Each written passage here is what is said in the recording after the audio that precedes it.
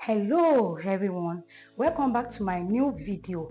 For those seeing me for the first time and those that are yet to subscribe to my channel and those that will watch and forget to subscribe, like or comment, I am Nurse Bola and my channel focuses on everything health and wellness. So if this is the kind of content you are interested in, keep watching.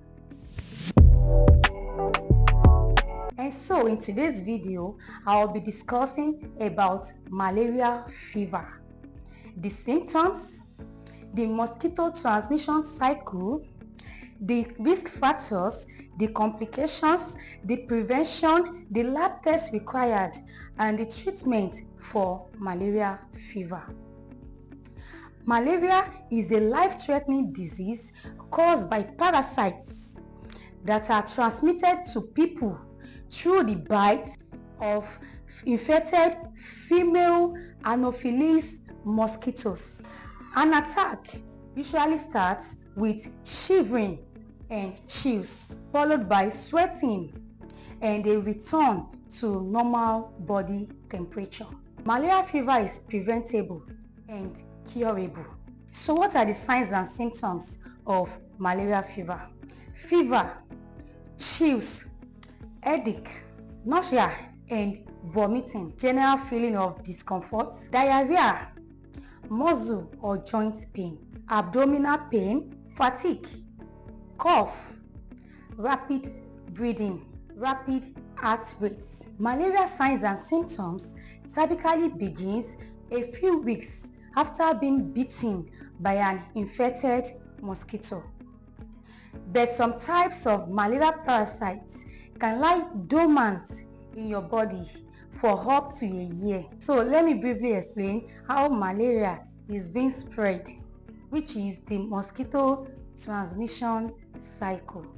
Malaria spreads when the mosquito becomes infected after biting an infected person, and the infected mosquito then bites a non-infected person, and then the malaria parasites enter that person's bloodstream and it will travel to the liver, and when these parasites mature, they will now leave the liver and then infect the red blood cells. So this is when people typically develop malaria symptoms. And there's another mode of transmission. People catch malaria from exposure to infected blood, which includes from mother to unborn child, through blood transfusion and sharing of needles. The people at greater risk of serious disease includes older adults, young children and infants, travelers coming from areas with no malaria, pregnant women and their unborn children. So what are the complications of malaria? Malaria can be fatal if left untreated, especially the ones caused by the Plasmodium. Malaria deaths are usually related to one or more serious complications, including cerebral malaria, breathing problems, anemia, organ failure, and low blood sugar. So what are the preventions? Number 1, cover your skin. 2, apply repellent to clothing. Apply insect repellent to skin. Use insecticides. Sleep under a treated mosquito net. Take preventive medicine if you are going or you are traveling to an area where malaria is common. So you can discuss this with your healthcare provider before you proceed with the journey. So what are the tests required? The lab tests required. There are 2 types of tests that needs to be performed by a medical laboratory scientist that help you detect malaria parasites. Number 1 is MPS, that's malaria parasite smell.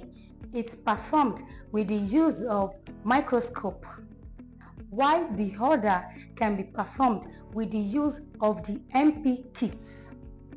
So how can we treat malaria.